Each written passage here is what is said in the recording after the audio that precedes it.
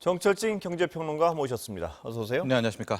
자, 지금 리포트 잠깐 들으셨는데요. 네. 일단 유가는 떨어졌죠. 네. 예, 이거는 늘 얘기했지만 양쪽 측면이 있는 것 같은데요. 경제 침체에 대한 우려. 그렇죠? 네. 그러나 유가 떨어진 건 반갑고요. 네. 어느 쪽으로 봐야 되나요? 일단은 경기 침체 쪽으로 먼저 해석을 해야 예. 되겠죠. 현재 원유 관련한 어떤 수급이라든가 예. 뭐 우크라이나 사태라든가 산유국의 동태 뭐 하나 달라진 것이 없는데 이렇게 간밤에 8% 넘게 폭락을 했다라는 것은 원유에는 결국 선물거래 아니겠습니까? 예. 이제 그만큼 어떤 향후에 경기가 크게 꺾일 것이다. 이 네. 경기 침체에 대한 우려가 반영이 됐다라고 볼 수가 있겠고요. 예. 결과적으로 뭐 이 상태가 더 오래 지속이 되고 뭐 2개월 가까이 되고 완전히 원유가 WTI가 배럴당 뭐 90달러, 80달러 때까지 지속이 된다면 우리가 그토록 원했던 이제 인플레이션은 상당 부분 떨어질 겁니다. 예. 상당 부분 이 정도의 유가 하락이 나온다면은요. 예. 이제 그러나 앞으로 원유의 흐름도 좀 이제 지켜봐야 되겠고요. 이게 일시적인 거였었는지에 예. 대한 부분들도 봐야 되겠고 지금의 역시 뭐 주식시장의 흐름이라든가 전체 세계 경제의 화두는 이제 경기 침체라고 예. 볼 수가 있겠습니다. 그런데 이게 경기 침체 때문이라고 가정을 하더라도요. 네. 이게 계속 가서 이제 유가가 안정화되면 다시 이 정도 유가면은 금리 덜 올려도 되겠다.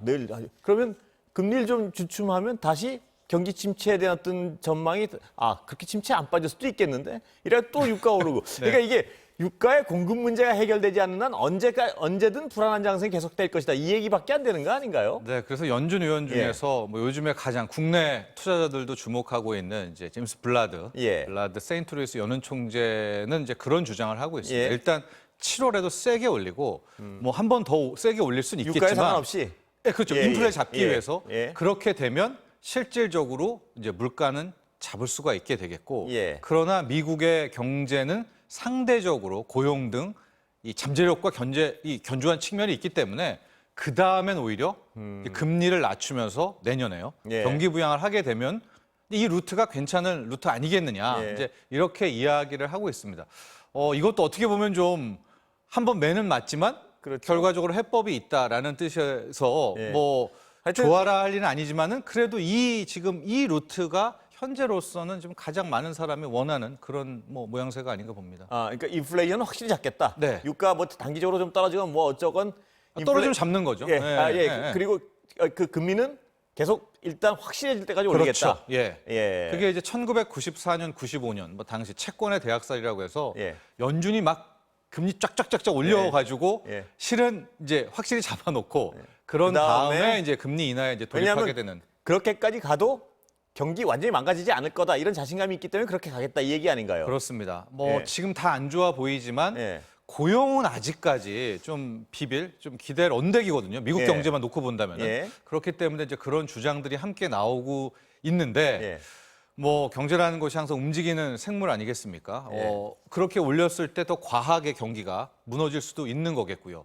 이렇게 해서 유가를 누르려고 했는데 만에 하나 오늘은 8% 넘게 폭락했지만 또 다른 원인으로 유가를 못 잡는다면 예.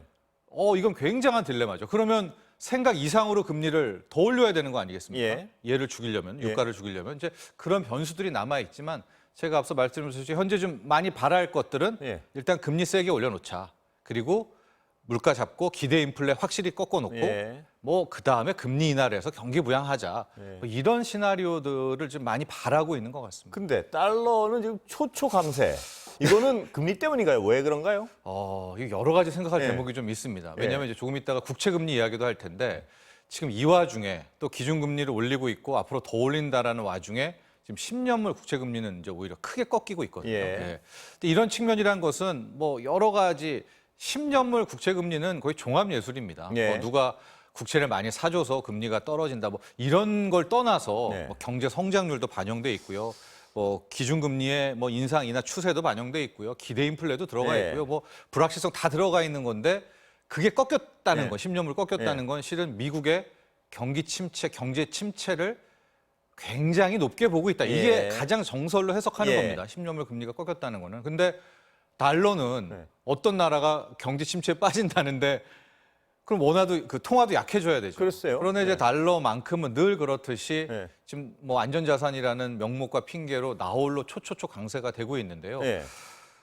좀 속내를 들여다보면 저는 지금의 달러 강세는 유로화 약세, 엔화 약세, 이 쌍두마차가 훨씬 더 과하게 달러 강세를 상대적으로 다른 게 더 싸지는 바람에 유발시켰다는 측면이 있고 첫 번째로 달러 인덱스 비중 중에 가장 높은 게 지금 유로화인데 유럽 쪽이 정말 이래도 되나 싶을 정도입니다.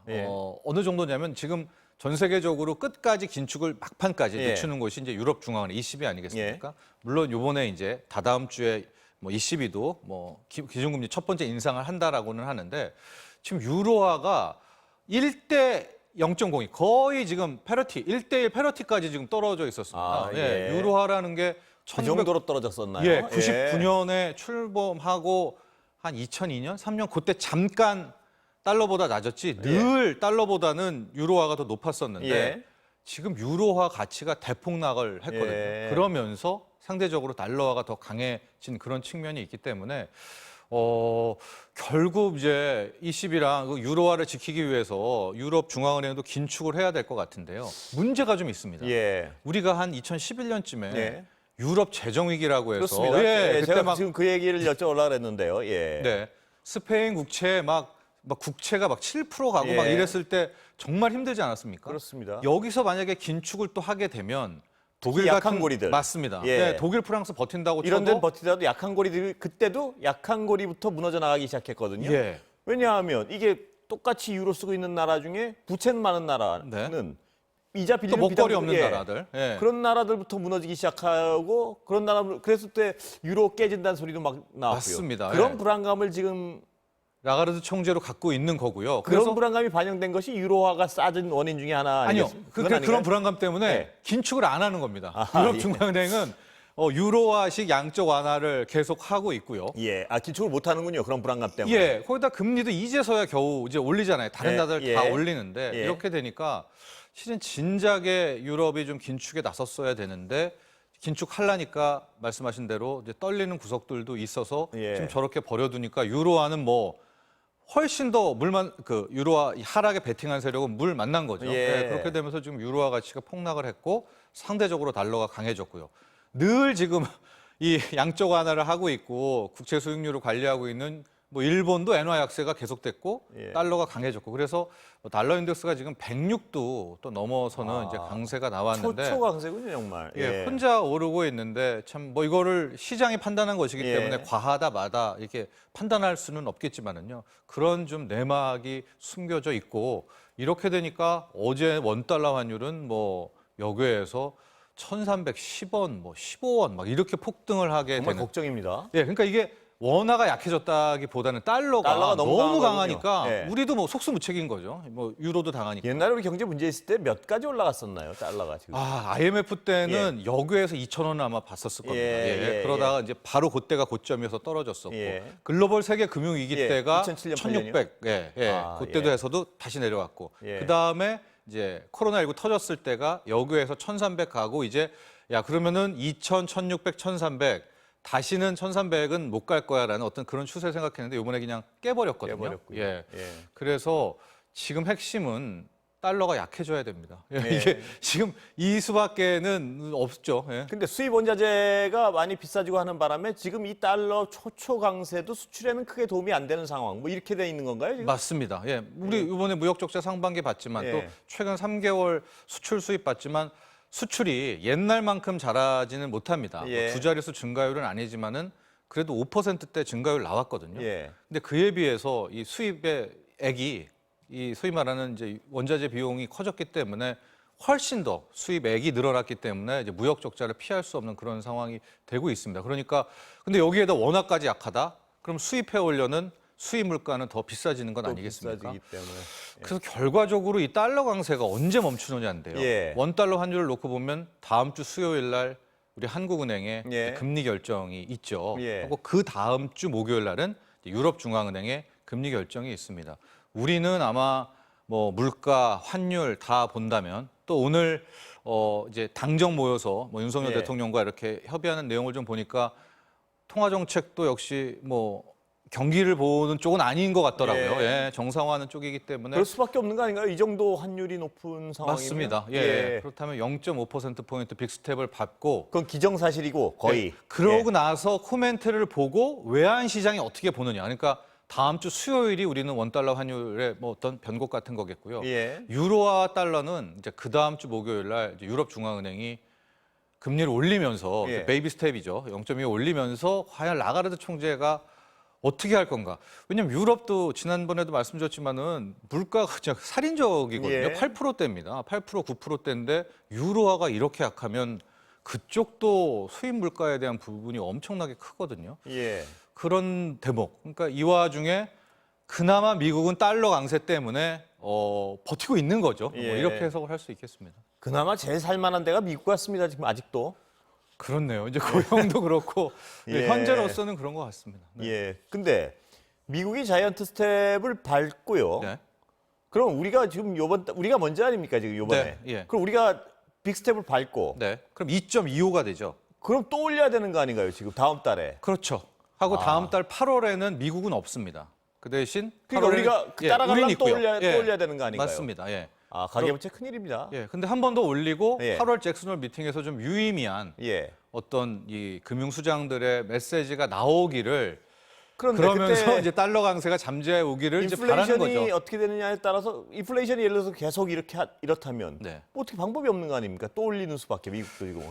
그렇죠. 그래서 이제 이런 것 같아요. 지금 요번에 우리나라 소비자 물가 상승률이 6%대가 예. 나왔는데 지금 시중에서 뭐 7%, 8% 이야기하는 계속 것이 오른다는 얘기까지 예, 나오는데요. 예. 뭐 전기요금 이런 부분도 있지만은 지금 한국은행의 행보가 기대 인플레이션을 못 꺾은 것 같아요. 예. 요번에도 보면 서비스 물가가 엄청 올랐거든요. 예. 즉 유가 오르고 뭐 다 먹거리 오르니까요. 올랐다고 이것까지 좋아요. 예. 그러면 이제 경제 주체자들이 이거 인플레네 하면서 꼭 필요하지도 않은데 이제 저마다 더 이렇게 그렇죠. 높이 올리는 겁니다. 이게 이제 소위 말하는 기대 인플레이션의 폐거든요. 예. 그러니까 이거를 좀 꺾어놔야지 되는데 지금 못 꺾고 있기 때문에 우리나라도 이게 좀 높아질 수밖에 없다는 이야기들이 나오는 거고요. 예, 뭐 또 원자재가 여기다 또 이제 이렇게 모든 게 오르면 네. 임금 근로자들도 가만히 있을 수 없는 거 아닙니까? 그럼 또 그렇죠. 올려달라는 요구를 할 수밖에 없을 것이고 예. 그 오르면 또 물가는 또 더 오를 것이고 예. 이게 어떤 물가의 악순환에 잡힐 고리가 별로 안 보이는 것 같아서 걱정입니다. 예. 그래서 아마 이번에 연준도 예. 물가 하나만 보고 가겠다면 0.75% 포인트 인상 뭐 자이언트 스텝을 한 번 더 밟는 것이 예. 차라리 한번 밟을 예. 때 끝까지 밟아주고 예. 그리고 한번 뭐 올 하반기라든가 내년에 금리 인하를 통해 가지고 이제 소위 말하는 경기 부양을 가는 편이 예. 뭐 그게 올바른 루트냐 그 전에 또 아닌가. 뭐 러시아라도 혹시 어떤 휴전 뭐 휴전 얘기도 나오니까요. 얘기가 나오고 있으니까요. 예.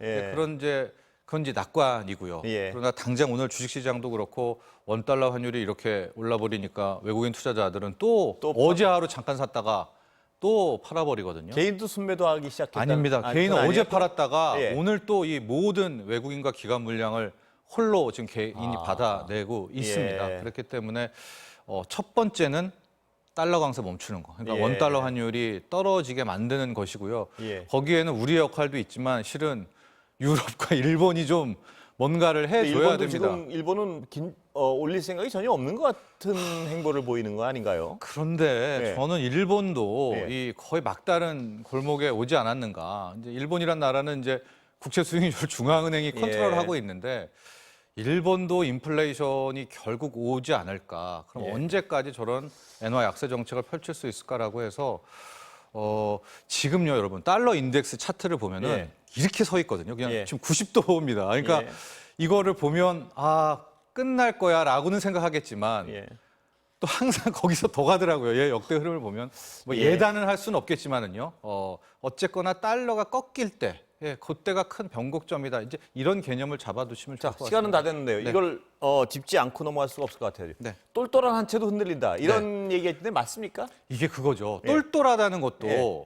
상대적이잖아요. 예. 그러니까 A보다 B가 똘똘하고 예. B보다 C가 똘똘하고 예. 그러니까 여기까지가 똘똘해 이런 건 아니지 않습니까? 예, 이게 예. 무슨 얘기냐면 우리가 이제 10%까지가 똘똘하냐? 예. 5%까지가 똘똘하냐? 예, 마지막 1%가 예. 똘똘하냐. 그래서 이 똘똘한 한 채가 버틴다라는 것도 일종의 좀 혼란을 주기 위한 개념이다라는 이제 지적이 일각에서 예. 나왔었는데 이런 겁니다. 강남 3구 중에서 뭐 아직 서초구, 강남구는 잘 버티고 오히려 오르지만 예. 송파구 같은 경우에는 이제 좀 흔들리는 모습들이 예. 많이 나오고요.